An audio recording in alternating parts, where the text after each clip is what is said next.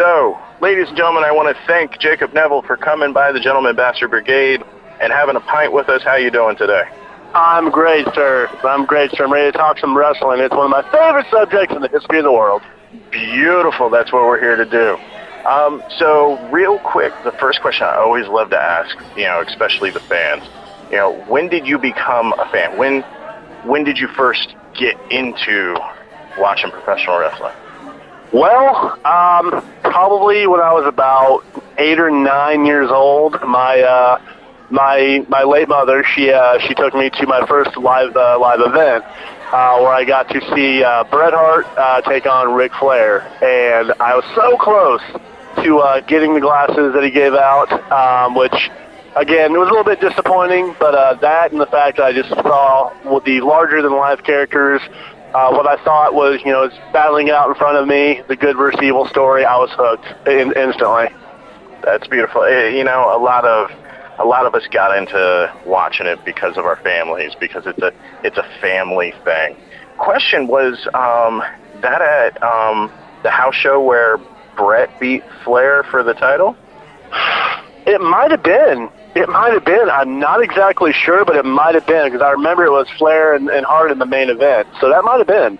Yeah, because I remember going to Madison Square Garden the day after that house show, and they weren't at that house show, but they made an announcement at the beginning of that particular event that I was at, and they had said, Bret Hart was the new world champion because they beaten Ric Flair at a house show the night before.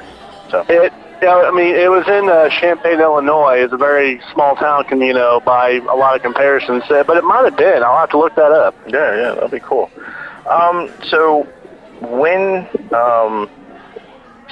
what is your favorite early moment in professional wrestling watching? My favorite early moment, probably. Oh man, that's a very loaded question. But the one that pops out to me was watching Hogan and Warrior battling it out, which was a very rare kind of face versus face main event, and that was probably the first match I was literally emotionally invested in. Mm-hmm. Yeah, I know. I remember that event. I was never a huge Warrior fan myself, but to take down our hero of Hulk Hogan and stuff like that was traumatizing at that age. It was. I remember just like going, what is this? Agreed. There's something that a lot of us wrestling fans deal with, of getting ridiculed and sometimes bullied even for liking professional wrestling. Did you deal with any of that being younger? Being younger, yes. Yes, absolutely. I would get, and I'm sure a lot of people got this, and even still to this day, being a grown man, it's fake, right? Well, yeah, obviously it is, and about 90% of entertainment is scripted and fake, so you gotta have to do better than that. Right. Yeah. No doubt. I mean, at this point, the real TV that they have, the Big Brothers and stuff like that stuff's more scripted than what we're watching. I would agree. So who's your favorite, wrestler of all time? I know everybody asks this question, but who's your favorite wrestler of all time? All time, it would have to be probably Steve Austin, all time. Okay, awesome. What about him makes him the best for you? Not the most technically sound, but as I got a little bit older, a little more, I guess, for a quote unquote mature watching the product, I enjoyed the brawling aspect. It was kind of like I would throw myself into that scenario. It's like, well, that's how I would go about, fighting somebody, just not technically sound, just straightforward, straight at them, throw everything I could at them, and just the everyman attitude that he had, it really did at the time. I loved it. Great. Who's your current favorite talent? Probably a tie between Ricochet and Finn Balor. Just guys who are ultra flashy, love their entrances, just phenomenal in the ring and just dripping with personality. Yeah, they really are, and they don't give, at least in my view, Ricochet an opportunity to let that personality come out. He's actually really good on the mic, as we saw a few times in Lucha Underground. So absolutely, and they both of them have good, great messages, especially Finn Balor of acceptance and so forth. I agree. So what's your favorite era in professional wrestling? Oh, I always do want to try to maybe get a bit of a different answer, but it's kind of hard. I got to say the Attitude Era, because it was an era that, as a kind of a young man, a teenager, where it really did speak to me at that time, where all my heroes were like the rebels, the anti-establishment. They would tell teachers, bosses, I don't like you, suck it, things like that. It was super cool to me at the time. Very cool.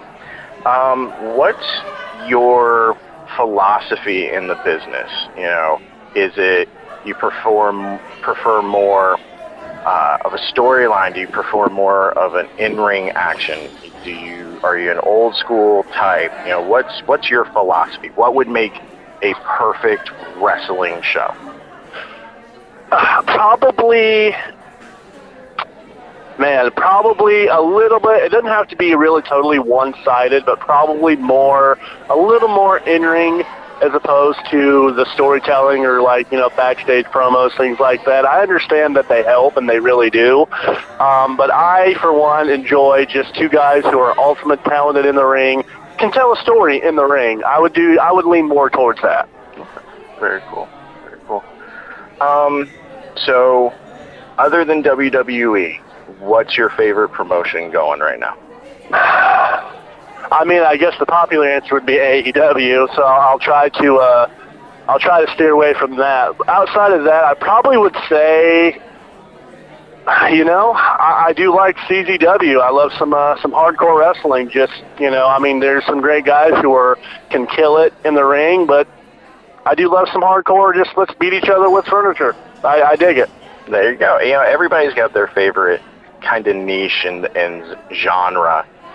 Speaking of niche or genre, I just recently wrote an article myself that you can see on the Gentleman Bastard Brigade page.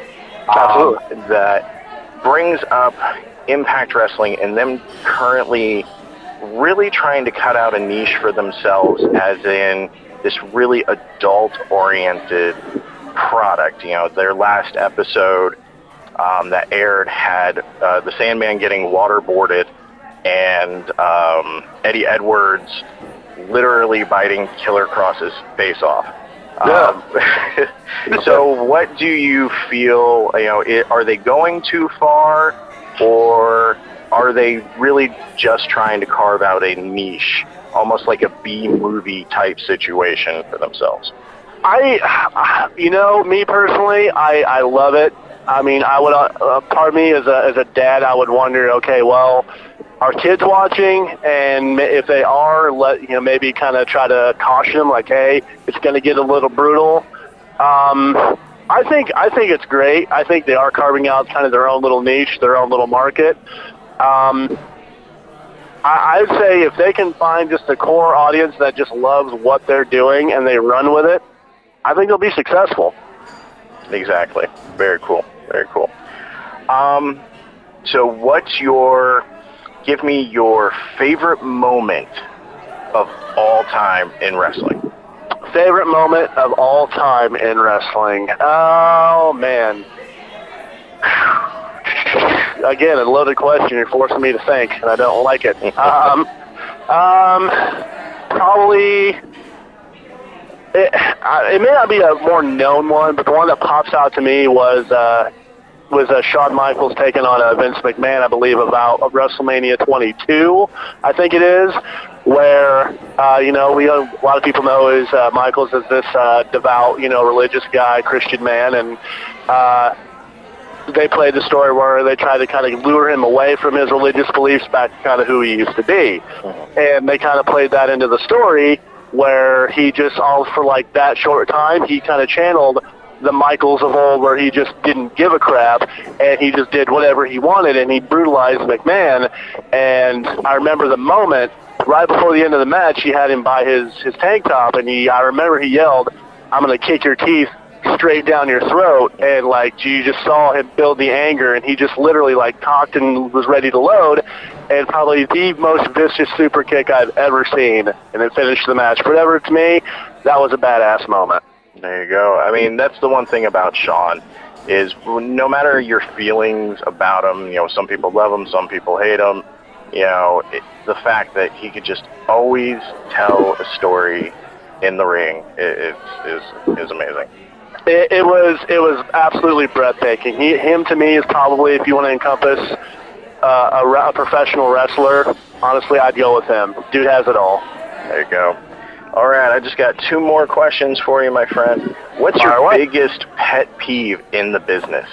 What can't you stand? I cannot stand that people have to ridicule everything. Like, you cannot just enjoy the product in front of you. Yes, things can be better. It's common sense. Things can be better. But you know what? This is what's presented in front of you. Try to enjoy it. There you go. You know, yes, you always want to have a steak or have a lobster, but you know what? There's a pretty damn good hamburger right in front of you. Are you going to turn away the hamburger? No, not at all. I mean, with WWE, I've heard a lot of people, gripe, still watch it, and some people say, you know what? Well, if you hate it, why watch it? And I get that, and I get that feeling. You know, I get that thought process, but as a lifelong WWE fan and a wrestling fan, I continue to watch because I know it could be better. And I've seen flashes of it being better. That's why I continue to support it, because there's still good things in it. There you go. There always is. And especially, you know, there's talents that, you know, even if you're not a WWE fan, you supported a lot of these talents for years in other promotions. You support them up on the main stage, because let's face it, they're still the main stage. Absolutely. All right, and then the last questions I got for you, man. What do you think could be done to improve the industry right now? The industry as a whole, the industry as a whole, I would say, you know what, give them some time off. I mean, it's not just WWE, but give them some time off. Give them a bit of an off season, because as much as millions of people love wrestling, I get burnt out on it after a while. You know, kind of like with major sports, you know, like baseball, basketball, football, there's an off season. If you give these kind of guys even like a month off, people are going to start to miss it. And then once they come back, people are going to be reinvested in it again.